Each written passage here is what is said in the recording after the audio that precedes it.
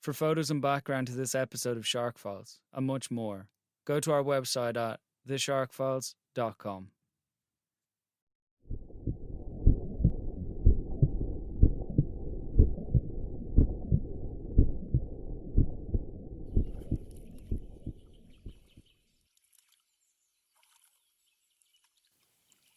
Australia's Sydney Harbour is far from the simple boatyard its name might suggest. A winding waterway of 240 kilometres is renowned as an aquatic playground for Sydneysiders. Dotted along its shoreline are exclusive houses for affluent locals, often complete with private jetties, picturesque gardens and swimming pools, which fill up with the warm waters of the harbour. At other sections, nature reserves, parks and public beaches hug the coast, drawing crowds looking to cool down from the often oppressive heat and to enjoy water sports and leisure. The water in the harbour is a mix of freshwater and seawater, except for on rare rainy days. In January 1963, with the tail end of a heatwave lingering around the city, Australia Day celebrations offered Sydney's residents a chance to head for the harbour side and enjoy a long weekend of relief and relaxation. The holiday came with warnings, however. The chance of accidents on the road or in the water would always rise with the rush and excitement of such occasions. In the gentle bobbing waves, those sea bathing were encouraged to be aware. In the lead up to the national holiday, Sydney Beach Patrol aircraft had spotted a total of 66 sharks off Sydney beaches, and 8 shark alarms had been sounded, sending beachgoers dashing for shore. The Sydney Morning Herald that weekend ran with the headline, "Australia Day holiday surfers warned of sharks." These warnings were not without merit.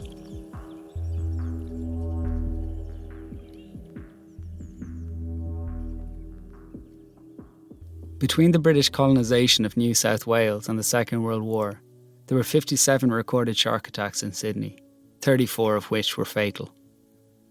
Most of these occurred in the first half of the 20th century.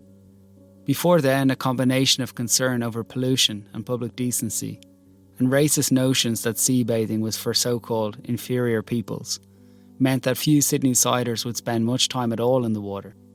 In fact, up until 1903, many districts of the city prohibited entering the sea for recreation, between the hours of 7 a.m. and 8 p.m. In the following decades, though, the rise of the now famous Australian beach culture brought humans and sharks into closer contact, all along Sydney Harbour. In 1960, 13-year-old Ken Murray was killed by a bull shark at the popular Roseville Bridge swimming site.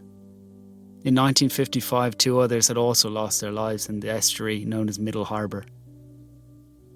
Another 13-year-old boy, John Willis, died spearfishing at Balmoral Beach when he was bitten by a shark, just moments after catching a lobster. 3 weeks later, a German immigrant, Bruno Rautenberg, was fatally wounded as he took a pre-lunch dip off the back of a harbourside property where he had been lodging. However, for most people on Australia Day weekend in 1963, such morbid considerations were the last things on their minds as they embarked on a weekend of festivities.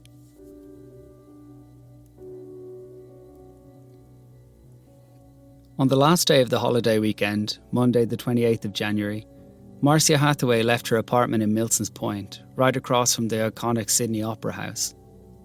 She was looking forward to a day trip deep into the harbour. The 32-year-old was in fact something of a local celebrity, having made a name for herself in theatre, TV and radio. A trained actress, she had studied Shakespearean drama, French, and was an accomplished singer and pianist. With porcelain skin and stylishly cropped auburn hair, the young Sydneysider was a picture of contemporary elegance. In spite of her appearances in the local gazettes and magazines of the day, Marcia Hathaway was preoccupied by far less material concerns. In 1959, she had become an evangelical Christian, inspired by the visiting tour of charismatic American preacher Billy Graham. This conversion led to her only major film role, playing a kindly Christian mission nurse in the 1960 western Shadow of the Boomerang. Her good deeds extended beyond the screen, however, and she was deeply involved in community and charitable work as a committee member on the Actors Benevolent Fund. Yet in spite of such a busy schedule, she had managed to find the time to fall in love. Frederick Knight was a London-born journalist working in Australia with ABC, and it was Fred who Marcia was excited to spend the day with, cruising the channels of Sydney Harbour on that sweltering Monday. On a friend's cabin cruiser, the 8-metre Velita, the couple and 5 mutual friends set off from north of the Spit, sailing up through Middle Harbour. Shortly after 1 o'clock, the Velita pulled into a scenic spot in Sugarloaf Bay, perfect for a lunchtime stop-off. With dense mangrove forest lining its sheltered shoreline and not a single house in sight, it offered a sense of seclusion that could be particularly hard to find on Australia Day in Sydney. For many Aussies of the time and still today, the coast provided casual opportunities to catch lunch, and the party hoped to find some oysters as the finishing touch to their picnic plans. Anchoring the boat in the inlet's waters a little offshore, the group split up. 3 of the friends, David Mason, Peter Cowden and Alan Simpson, stayed reclining on board, soaking up the warm rays. James Delmage and Sandra Hayden swam ashore, where they began foraging amongst the rocks. Fred and Marcia, wishing to spend a little time alone together in the water, waded out into the bay. It was shallow and murky, with low visibility due to the silt disturbed by recent rainfall. Although far from cool, it felt refreshing and pleasant on Fred and Marcia's bare legs as it rippled just above their knees, reflecting the brilliant sunshine. Just a short distance from shore, they started digging their heels into the sand, pushing a mound back, before reaching down hoping to pluck an exposed shell from the bottom. The couple eventually drifted a little apart, each focused on their foraging efforts, as a few minutes passed by. Fred's focus was suddenly broken by a cry from Marcia's direction. Whipping round, he saw her face, startled. "There's an octopus on my leg," she cried, staggering slightly. But the swirling of water and a twisting tail fin quickly dispelled that notion. The shark's first bite to her calf had sent Marcia stumbling, and she started being dragged forcibly out into deeper water. Instinctively, Fred lunged towards the shark as it attempted to pull Marcia further from shore. As he came, the shark let go, but only momentarily, as it whipped back in and grabbed Marcia from behind, this time with a wider bite around the back of her thigh. Beating his fists against the hard grey body protruding above the surface, Fred tried to loosen its vice grip, but the animal was relentless, continuing to drag Marcia out as she began to weaken. In a desperate tug of war, in water now out of their depth, Fred pulled himself onto the shark, battling with all he had to rescue the woman he loved. Straddling its muscular body with both legs, such was the thickness of the creature that his feet hanging either side still touched its flanks. His foot even slipped into its open spongy mouth for one terrible moment, before coming free once again. Punching and kicking, Fred fought desperately, beginning to fear that Marcia would never be released. Back on land, James Delmage and Sandra Hayden had been engaged in their own oyster hunt on a small rocky strip. Hearing Marcia's voice, they thought it was a playful squeal, simply the couple joking around. On hearing a second louder cry ring out, they jumped up to their feet and turned towards the bay. The muddy waters were foaming and blood-stained amid a terrible struggle. James shouted to his friends as he came running across the sand and dashed into the shallows. Reaching Fred, he joined him in his fight, and together they finally managed to wrestle Marcia free. The shark had retreated as suddenly as it had appeared. Carrying her ashore, they laid her gently down on the sand.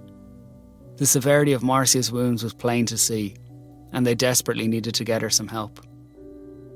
Leaning down to reassure his wounded lover, Fred told her not to worry, that the shark had only brushed her, though deep down they both knew it was bad.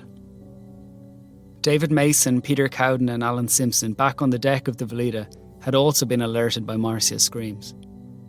Tearing up bedsheets from the boat's bunks to use as tourniquets, they jumped into a rubber dinghy and made straight for the rest of their party. Marcia was gradually slipping out of consciousness as the group lifted her into the dinghy, with the idea of transporting her to a boat shed a few hundred metres away, where they hoped to find some first aid supplies. Meanwhile, Fred, in a moment of considerable bravery, dived back into the murky waters of the bay and swam swiftly across to a nearby house, where he called for an ambulance. Once they were all in the boat shed at Castlecrag, the severely wounded Marcia was placed on a makeshift table and treated as best they could, while they waited for the ambulance. It arrived soon after, racing down to the jetty. The patient was quickly tended to by paramedics in hurried efforts to save her life, being given a supply of oxygen and lifted onto a stretcher. By now, a small crowd of locals had gathered alongside the ambulance, drawn by news of a shark attack in their bay. Some felt it had been coming. Michael Vaux, who owned the Castlecrag boat shed, had seen 2 large sharks in the same area that very morning, and only the week before a number of pet dogs in the neighbourhood had disappeared while splashing about in the shallows. And only a stone's throw from Vaux's boat shed was the garden where Bruno Rautenberg had perished 8 years earlier. A later inquest would claim Sugarloaf Bay was known for shark infestation, and that most residents usually avoided swimming in it at all. Fenced-off swimming pools, such as the shark-proof Wonder Pool at Middle Harbour, which could hold up to 5,000 bathers at a time, had even been built to allow Sydney-siders to enjoy the harbour's waters, but with the added security of thick wooden fencing. Once paramedics had arrived, in order to cover Marcia's gruesome wounds, a white sheet was draped over her from the neck down, as she was lifted to the back of an ambulance. Fred carried the front of the stretcher. Barefoot and dressed in a leisurely fashion, with shorts and a pinstripe polo shirt, he was superficially the image of carefree holiday bliss, yet the brutal reality was the very opposite. Next to his arm lay Marcia's head, thrown back, mouth open, as if frozen in shock at what had occurred. The doors slammed shut and the ambulance started off. Then misfortune struck for a second time that day. On the way up the steep hill, the clutch of the old ambulance burned out, and it rolled back down, ever further from the hospital. A crowd of 20 bystanders got behind the vehicle and heaved, attempting to push it to the top of the hill. Despite their best efforts, they were forced to let it roll back down again to the bottom and call for a second ambulance. Dejectedly, they lifted Marcia back out and waited in a summer home for what felt like hours for the replacement to arrive. Once it had come and brought Marcia to Mater Hospital, doctors, hoping for a miracle, attempted to revive her. In fact, she had already lost consciousness on the earlier dinghy journey, and by the time they had ferried her to the boat shed, her pulse had all but faded away. From the doctor's notes and the autopsy, it becomes clear that in spite of valiant attempts to save her, she had never had much of a chance. Marcia Hathaway had suffered numerous large bites, one almost severing her right leg, another leaving a gaping wound to her buttocks. Severe lacerations lined her right calf and the inside of her left thigh. A combination of blood loss and shock ended her life. The marks of her ferocious struggle for survival were written in the defensive wounds etched into Marcia's hands. Fred, James and Sandra Hayden were treated for shock in nearby rooms, along with Marcia's mother, who collapsed on hearing news of her daughter's passing. The untimely death of the pretty young actress stunned Australia. Though it was not without precedent, the fact that she had been killed in water just above her knees particularly disturbed the public. There was a widely held belief that such attacks could only happen in deeper water. Fred had in fact cautioned Marcia not to wade any further out in the minutes before the terrible incident. That illusory sense of control over one's fate in the water was shattered by what happened in Sugarloaf Bay. Various news reports gave the depth of the water as only 30 inches or less than 3 feet of water. The Sydney Morning Herald printed the dramatic headline, "Killer in the Shallows," emphasising that particular aspect of the tragedy. More tragedy was to follow in the aftermath, as the public sense of fear and anxiety led to a large shark hunt.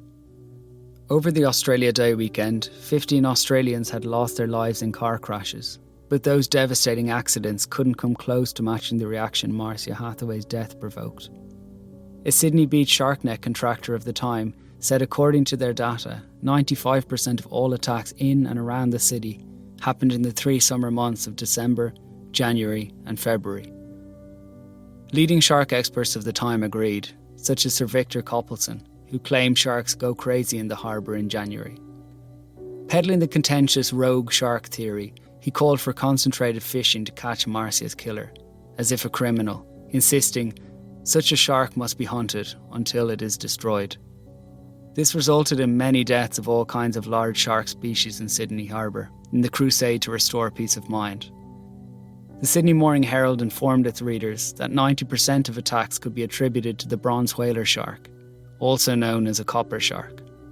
Modern research shows that species' involvement in attacks on humans to be extremely rare, with no more than 15 attacks recorded by the International Shark Attack File since 1962, and even many of those remain questionable.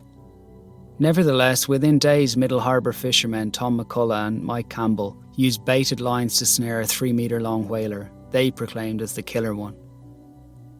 Snared 100 metres from the scene where Marcia and Fred had been, it struggled desperately off the back of a boat for an hour before finally expiring.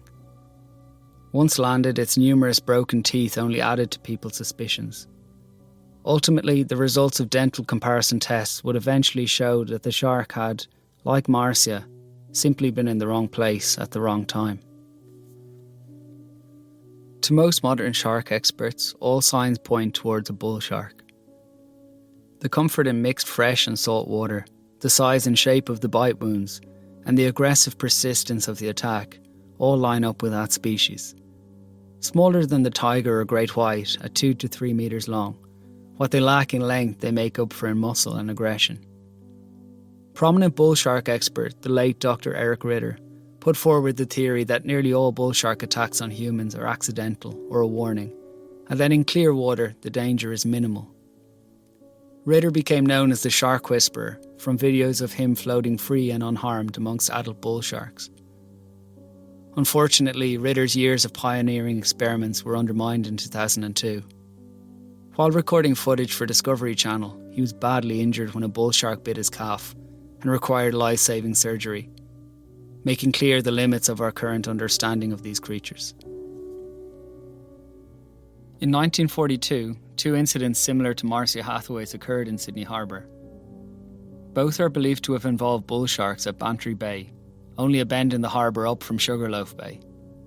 On January 4th, Zetta Stedman, a 28-year-old secretary in Sydney, was enjoying a picnic with friends.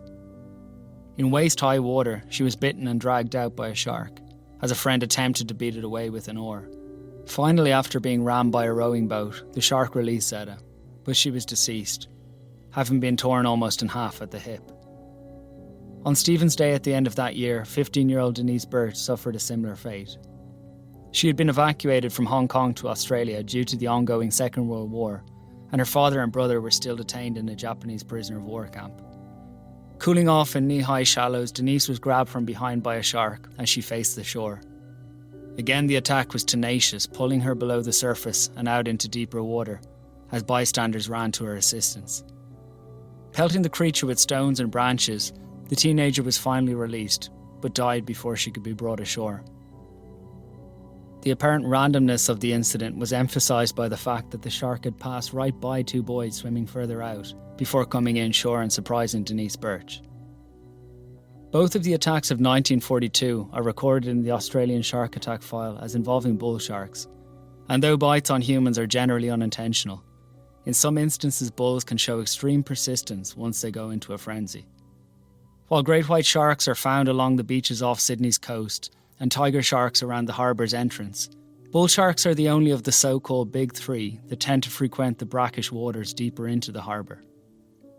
Improved understanding of shark habits and review of historical incidents in Middle Harbour strongly suggests the involvement of a bull shark, and absolve the often scapegoated bronze whaler shark in Marcia Hathaway's fatal encounter.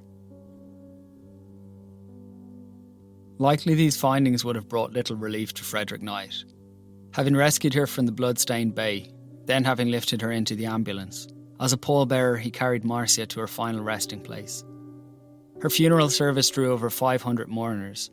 In attendance were many from the film, radio and TV industries who wished to say goodbye to their talented peer.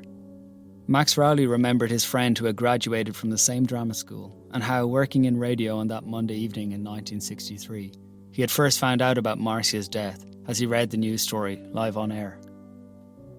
Fred returned to his family in England to grieve following the coronial inquest into Marcia's death. Heartbreakingly, he revealed that the couple had planned to formally announce their engagement on Marcia's birthday, the 8th of February, but had never got that chance. The coroner consoled Fred, noting that he had done everything he could and more, remarking that his heroism had stood out like a beacon light. For his bravery, he would also go on to receive the Royal Humane Society's highest award, the Stanhope Medal. Bereft in Sydney, Fred left Australia, and by 1964 he was working as a Reuters correspondent in Lagos, Nigeria, spending the following years in similar overseas roles. Eventually he managed to find love again in New York City. However, after many years away, Fred made the decision with his fiancée to return to Sydney, where they married and settled down. His wedding day was bittersweet, as he told reporters that a long time had passed and he was moving on, though adding, "You never forget a thing like that." In the years since what has been called Australia's most horrifying shark attack, the state of New South Wales has developed an expensive but effective shark tracking program. Although nets had been used since 1937 at many Sydney beaches, the fact these often trap and kill sharks and other marine life, such as dolphins, has come under greater scrutiny and faced much criticism in recent years. The record of netted city beaches only having one fatality in the subsequent 75 years often ignores the heavy total of 15,000 sharks caught in those nets. The Modern Shark Tracking Initiative, which the Government of New South Wales claims to be the largest in the world, offers an alternative, allowing the monitoring of large sharks in the region.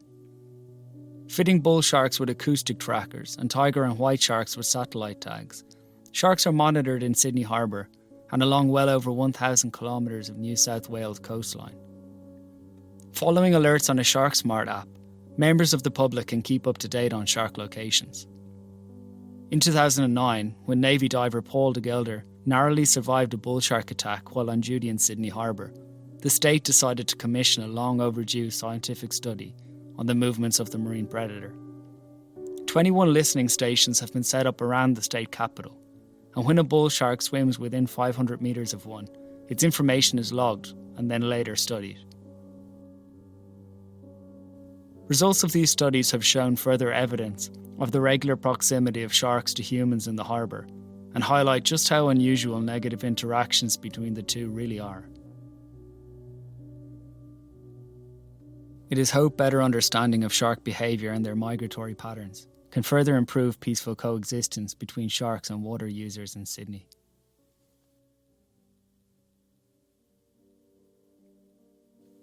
Though she met her unfortunate end on that Australia Day Monday in 1963, Marcia Hathaway's final words perhaps brought some solace to her loved ones, telling Fred, "I'm not in pain. Don't worry about me, dear. God will look after me." Floodlights were donated to St. Stephen's Church in her name, keeping a little of her light in the world. 58 years on, Marcia Hathaway remains the last person to be killed by a shark in Sydney Harbour.